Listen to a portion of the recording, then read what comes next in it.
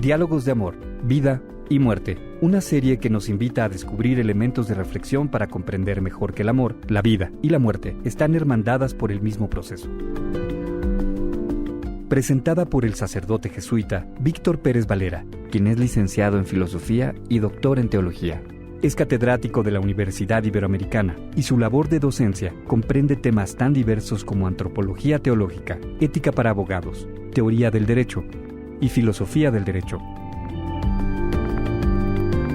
Además es autor de una docena de libros que cubren la misma diversidad de temas. Cada semana nos compartirá una reflexión sobre amor, vida y muerte.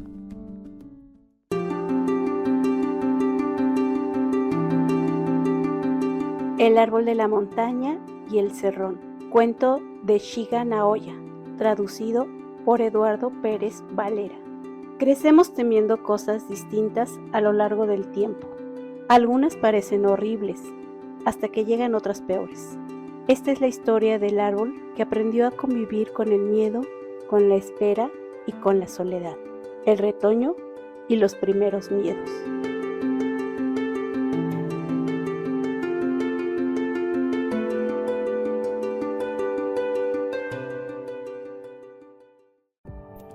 Los insectos eran terribles, los picos de los pajaritos también, pero el retoño creció. Ahora las navajas eran las terribles. El hombre que viene a cortar ramas pasa por los alrededores ansiando el momento de cortarlos.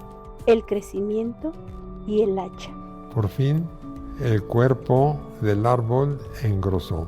Los pajaritos que vienen en busca de sus insectos se posan sobre él, pero ahora el hacha del leñador que pasa es terrible. Bastarían 2 golpes de hacha que lleva a la cintura para que un tronco se rompa.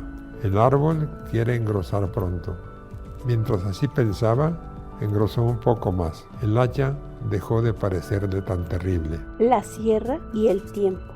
El árbol quiere crecer pronto, pero las prisas son peligrosas. Son troncos delgados que se alargan, se rompe fácilmente con el viento. Han pasado 30 años desde el tiempo en que el retoño temía a los insectos y a los pajaritos. Ahora no pasen 100 años, no dejará de temer a la sierra. La inscripción. Un día, el hombre que corta ramas le dejó una inscripción en la corteza. AG 1915 N.S.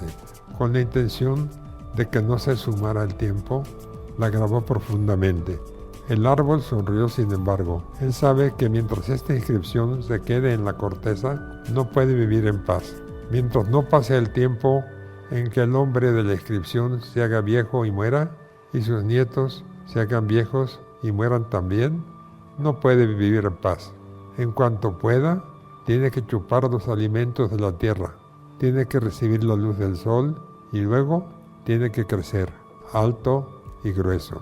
Las tormentas. Pasaron 100 años.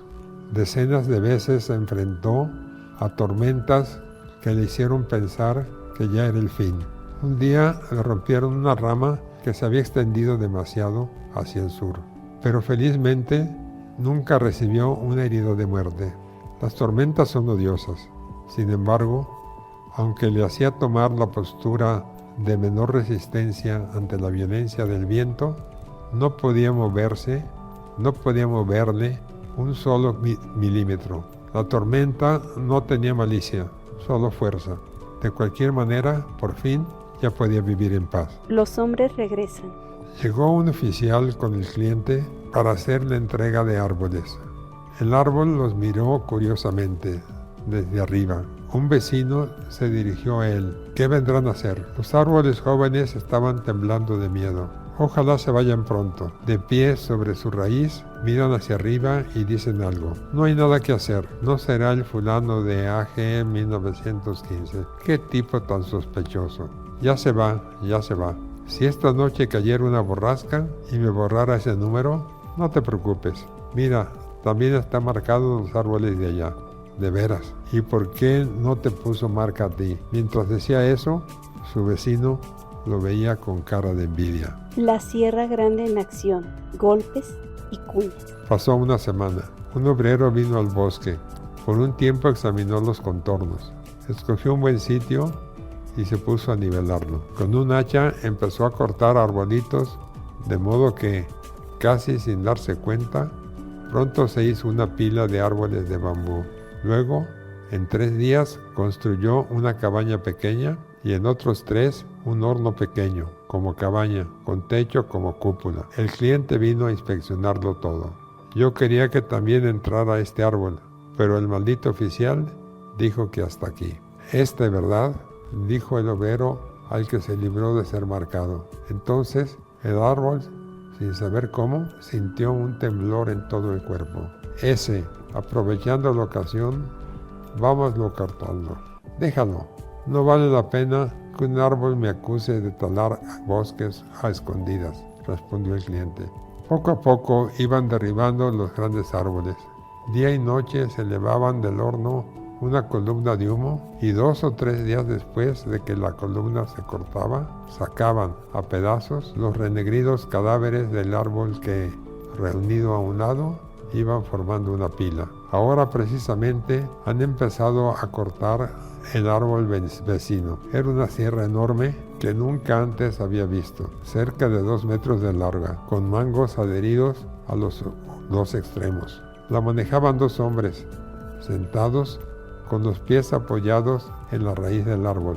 Se escuchaba el ruido silencioso que cortaba sin cesar, marcha ininterrumpida para hacer sentir irremediable, inevitable, la muerte del árbol. En la boca de la herida han clavado 3 o 4 cuñas de roble, encajadas con un anillo de metal. Los árboles a veces se ponen de pie, golpean y hunden las cuñas con la gran sierra. El ruido de los golpes resuena en toda la montaña. Su amigo sereno no dice ni una palabra, de modo que él mismo se siente penetrado por un sentimiento de solemnidad. El tronco se inclinó un poco. Los obreros se levantaron y se alejaron silenciosamente del lugar. Con un gemido, el árbol se fue derrumbando. La tierra se sacudió violentamente. Los arbolitos y la hierba, alcanzados por el golpe, primero se estremecieron y luego, por algún tiempo, levantaron un murmullo. La soledad. Después de 2 meses, los árboles metidos en el horno se habían convertido en carbón. A los otros se los iban llevando poco a poco, para ser usados como madera o como leña. Los contornos se volvieron amplios y claros. Los árboles jóvenes, que de repente recibieron los rayos del sol, gritaron de gozo, armando una algarabía. Los helechos, que no pueden vivir expulsados al sol, comenzaron a enrojecer y a secarse. Los troncos que estaban cortados siguen formados en fila. Al verlos, él se sintió invadido de soledad. Tanto esfuerzo para esto. Su memoria contempló el lento desfile de cosas terribles, los insectos, los pajaritos, las navajas, las hachas, las sierras. Reflexionó que cuando temía a los pajaritos no conocía las navajas y que cuando conoció el horror de las navajas no sabía nada de las hachas, y después del hacha vino la sierra, y al fin, cuando pensó que ya había pasado por todo, apareció el cerrón. Ya no quedaba en él ni una gota de paciencia, pero tampoco sentía inquietud ni insatisfacción. Resiliencia. Al pensar el pasado, no se arrepentía de haber hecho un esfuerzo inútil. Ya no sentía las prisas de aquel tiempo cuando quería ganarle la carrera a la sierra. Además, ya había superado la paz indolente que sentía antes de conocer el cerrón. Ahora hay una profunda soledad. Sin embargo, en medio de esta soledad encontró cierto equilibrio. Reflexión final. Como el árbol, crecemos entre amenazas y cambios. Crecer, tal vez, no sea evitar la caída, sino aprender a habitar el tiempo sin miedo.